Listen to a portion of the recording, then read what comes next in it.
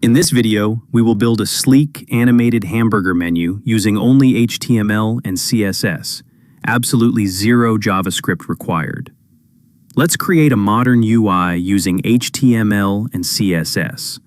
We are going to write out a clean hamburger toggle button step by step, and I'll show you exactly how to use a hidden checkbox to manage the open and closed states seamlessly. Jumps into body tag, which is where our visible elements live. First is input type checkbox, ID menu toggle. This is the core engine of our component, a checkbox input that we will hide later, acting as our state manager to keep track of clicks.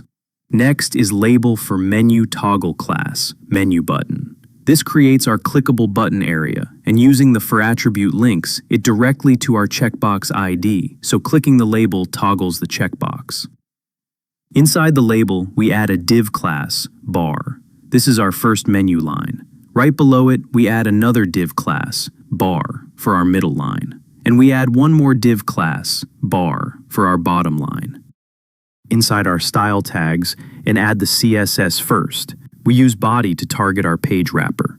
Inside the body, we have margin 0 to strip away any default browser spacing. Then we add height 100 VH to force the body to occupy the full vertical height of the screen. Now we add display flex to turn the body into a flexbox container.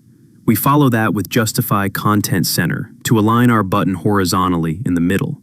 Then we use align item center to align it vertically, locking our menu dead center on the screen. To finish the body, we add background color hash 111827 to give it a dark, modern backdrop. Next is the ID selector hash menu dash toggle. Inside this block, we add display none and close it. This hides the actual ugly browser checkbox from view while keeping it functional. Now let's style the wrapper with the class selector dot menu dash button.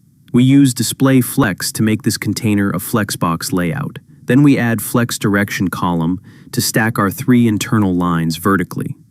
We follow that with justify content space between to automatically distribute the lines evenly from top to bottom.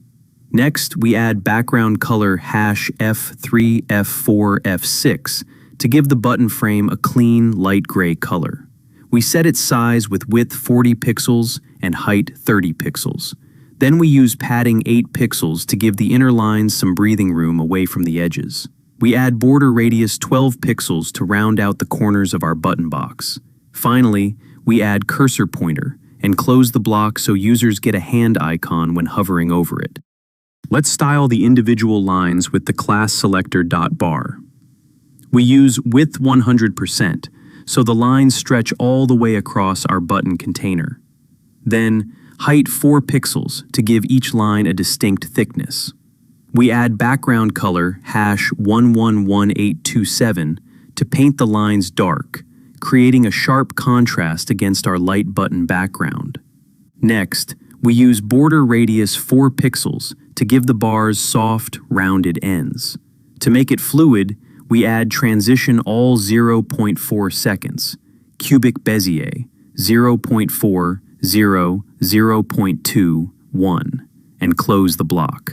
This tells the browser to smoothly animate any movements over a span of 0.4 seconds. Now for the final piece, the animation rules when checked. We use hash menu dash toggle colon checked plus dot menu dash button dot bar colon nth dash child 1. This targets the first line when the checkbox is active. Inside, we use transform transway v 13 pixels, rotate 45 degrees, and close it. This slides the top line down and tilts it 45 degrees.